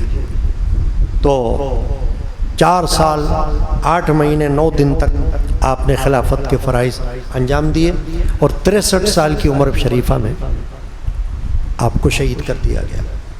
حضرت امام حسن نے آپ کی نماز جنازہ پڑھائی، اور پھر 3 اقوال ہیں آپ کے جسد مبارک کے حوالے سے، اور وہ یہ ہے کہ آپ کی قبر شریف کو ظاہر نہیں کیا گیا تاکہ خارجی خوارج جو ہیں وہ قبر کی بے حرمتی نہ کریں، یعنی آپ کے خلاف تھے، دشمن تھے آپ کے، ایسا نہ ہو کہ قبر کی بھی بیعت بھی کریں، تو آپ کی قبر کو ظاہر نہیں کیا گیا۔ ایک تو یہ قول ہے، اور ایک یہ ہے کہ آپ کے جسم مبارک کو کوفہ سے مدینہ طیبہ کی طرف منتقل کیا گیا کہ وہاں لے جا کر آپ کو دفنایا جائے، اور تیسرا یہ ہے کہ آپ کو اونٹ پر جسد مبارک کو رکھ دیا گیا، تو وہ اونٹ جو تھا وہ راستے میں کہیں کھو گیا۔ اب ایک عرصے کے بعد آپ کا جو مرقد انور ہے وہ نجف اشرف میں ظاہر ہوا، تو تب سے اب تک نجف اشرف میں آپ کے مرقد انور کو حضرت علی کا مرقد کہا جاتا ہے، اور وہاں زیارت کی جاتی ہے۔ اصل حقیقت تو اللہ کو ہے، مگر جہاں بھی رہنے والا جس جگہ بیٹھا ہو، جہاں سے وہ حضرت علی کا نام لے گا، اور جہاں سے بھی ان کو کچھ خراج عقیدت پیش کرے گا، اللہ تعالیٰ ان کے یہاں پہنچائے گا۔ یہ تو اللہ کی بات ہے۔ اللہ تعالیٰ کی بے شمار رحمتیں ہوں آپ کے مرقد انور پر، آمین۔ رسول پاک پہ بھیجائے خدا درود و سلام، علی و فاطمہ، حسن و حسین، اللہم صلی علی سیدنا مولانا محمد علیہ وصحبہ اجمعین۔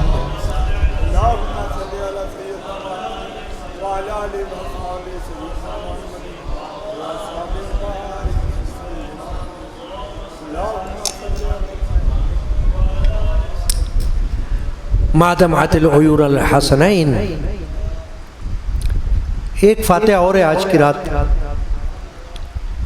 5 محرم، چھٹی شب،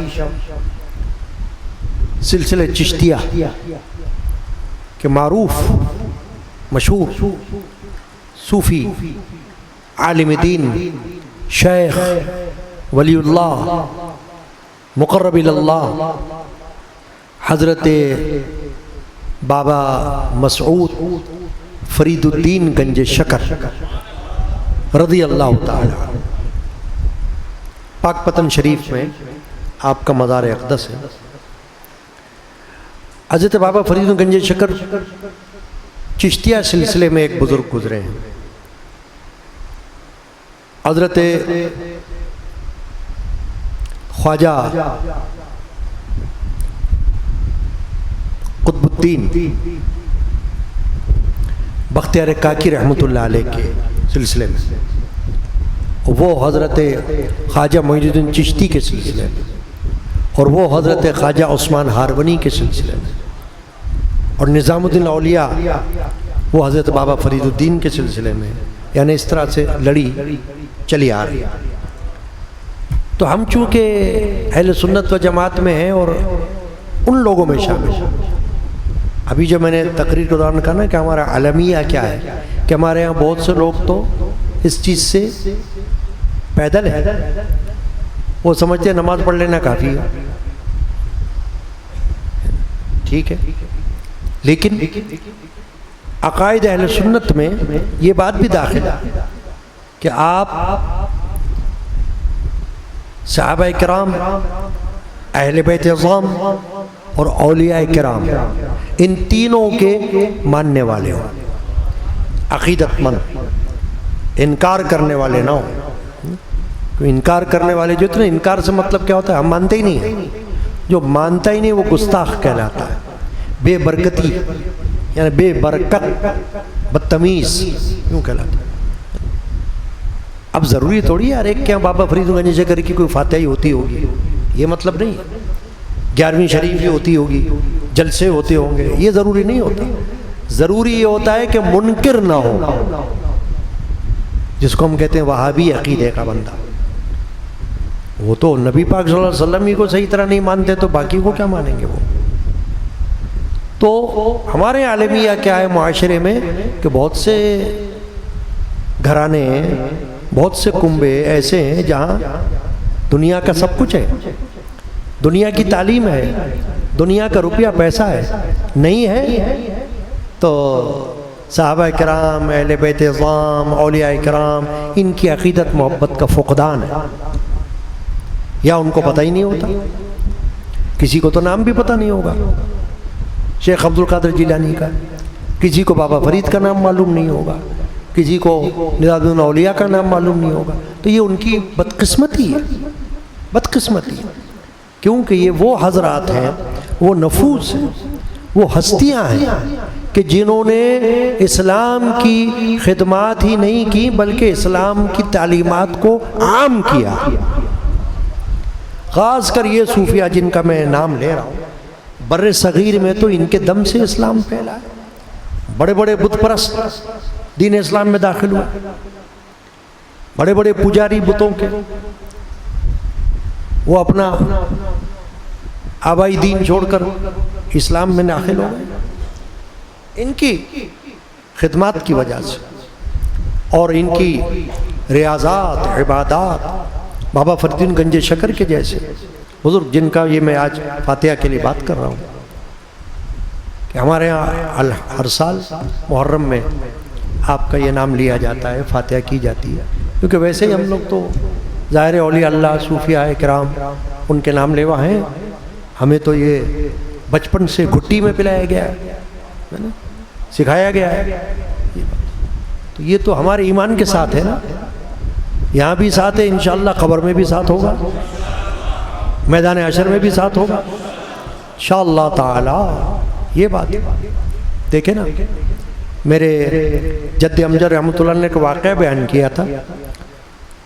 میں نے کتاب ترتیب دی ملفوظات، میں یہ ساتھ میں کیوں باتیں بتاتے رہتا ہوں کتابوں وغیرہ کی، اس لیے کہ اگر کسی کو ذوق شوق ہے اور کسی کو پتہ نہیں تو معلوم ہو گیا، وہ کتاب حاصل کرے، پڑھے.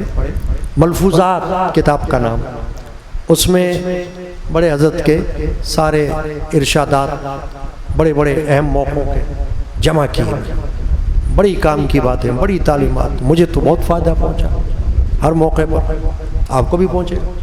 اس میں حضرت نے ایک واقعہ بیان کیا کہ حضرت بابا فرید الدین گنج شکر رضی اللہ تعالی عنہ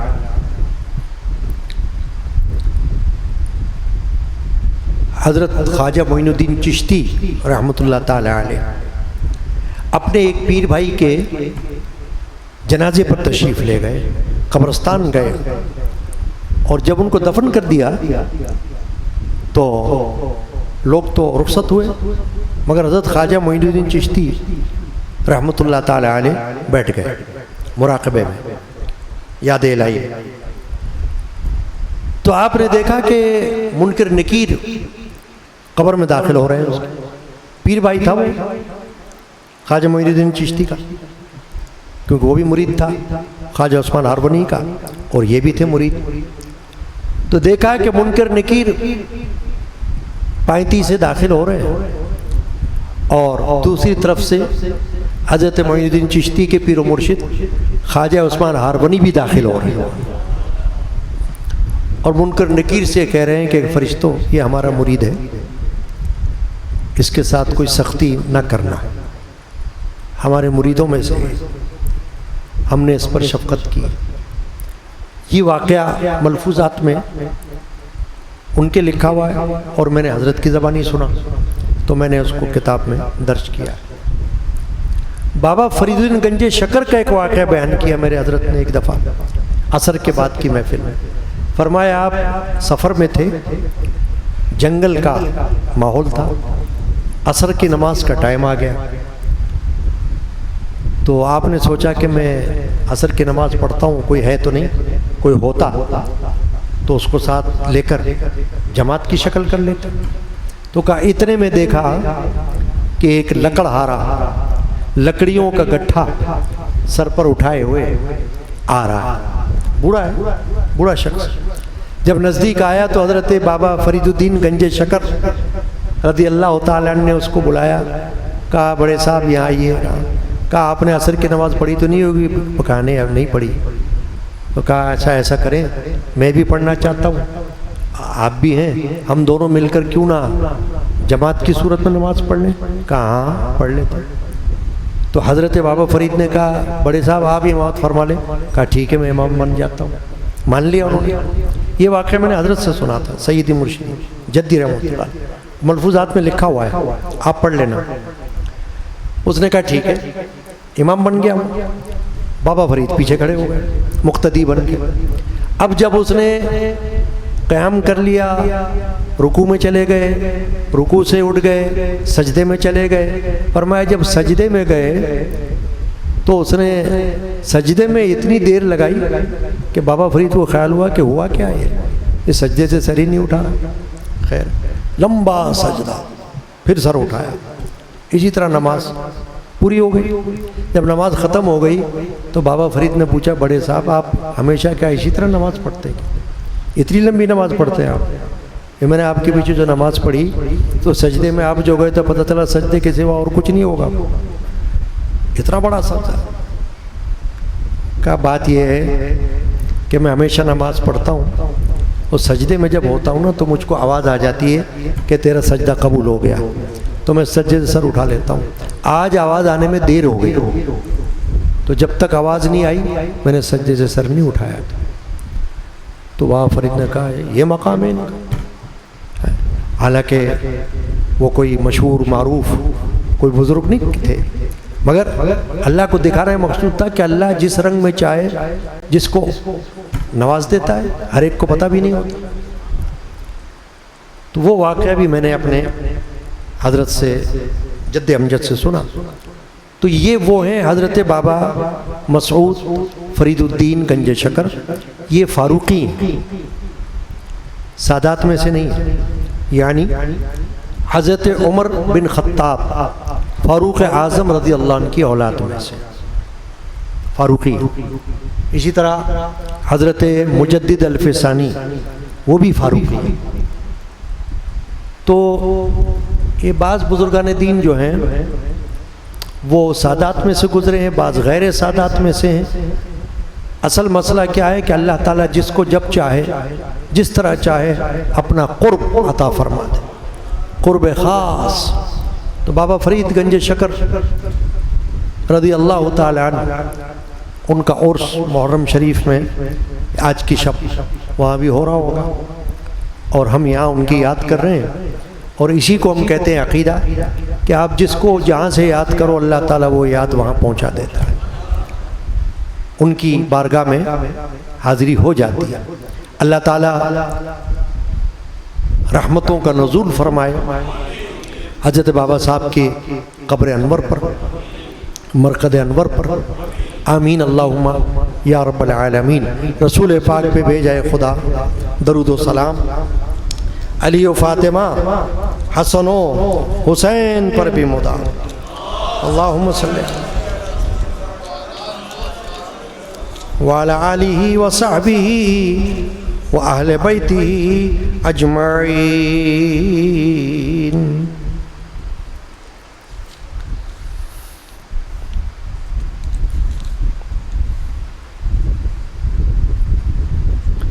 منقبت شریفہ ہے والد ماجد کی لکھی ہوئی، تو موقع ہے ایک دو اشعار پڑھ لیتے ہیں. ببرکت بسم اللہ الرحمن الرحیم.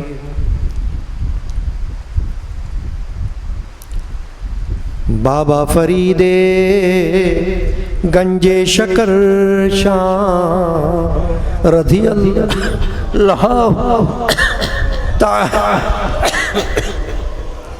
بابا فرید گنج شکر شاہ رضی اللہ تعالی عنہ صابری چشتی درویش کی جان صابری چشتی درویش کی جان رضی اللہ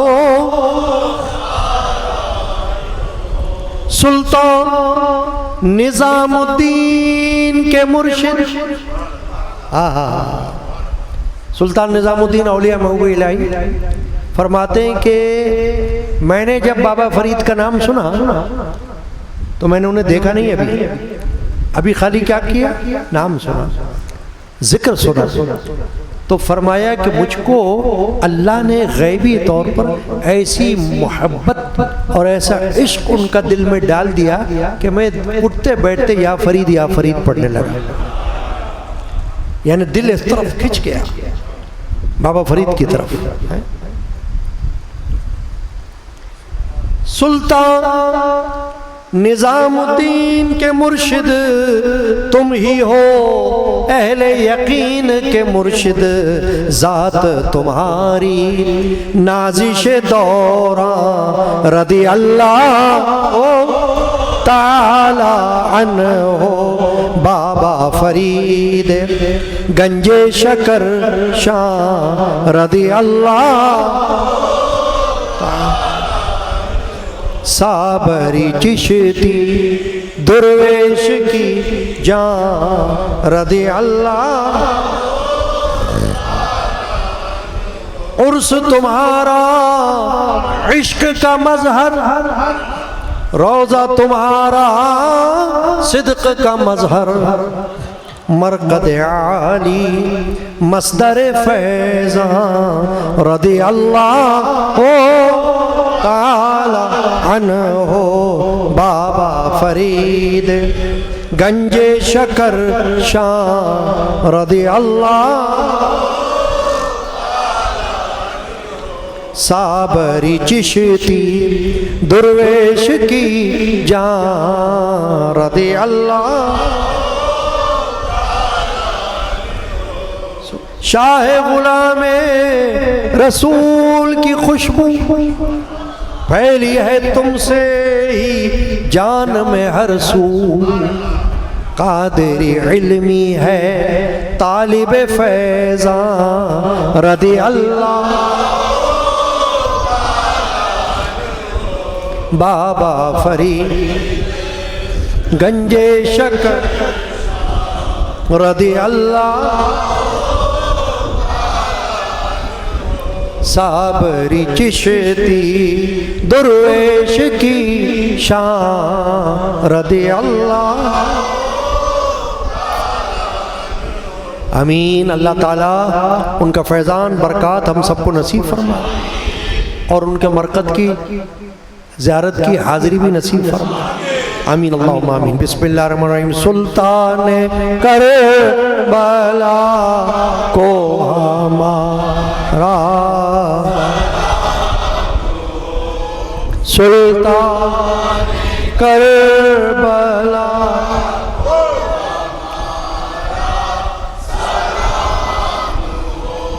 امت کے پیشوا کو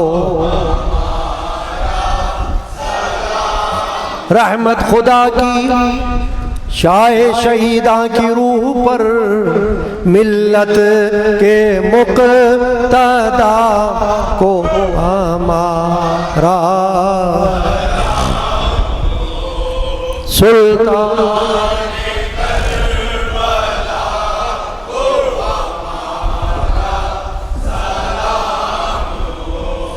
امت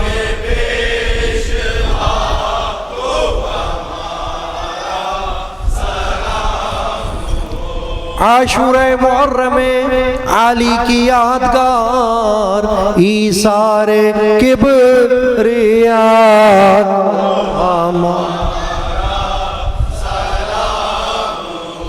سلطان کربلا کو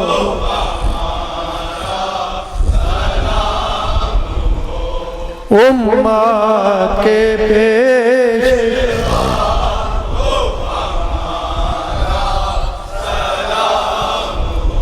پڑھ کر درود ادب سے غلام عزیز تو کہ سلطان کربلا کو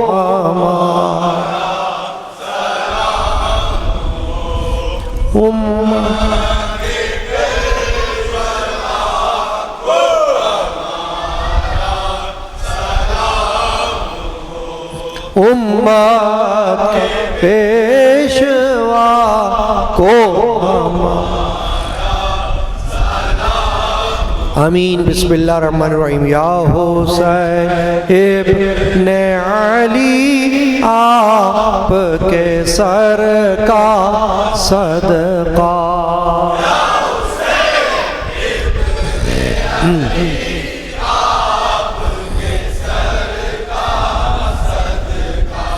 آپ کے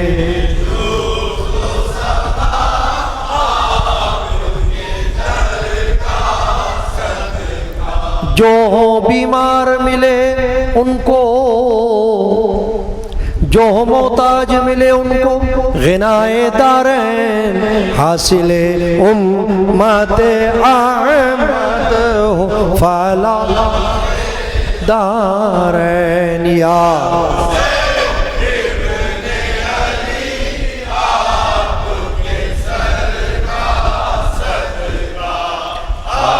کے جو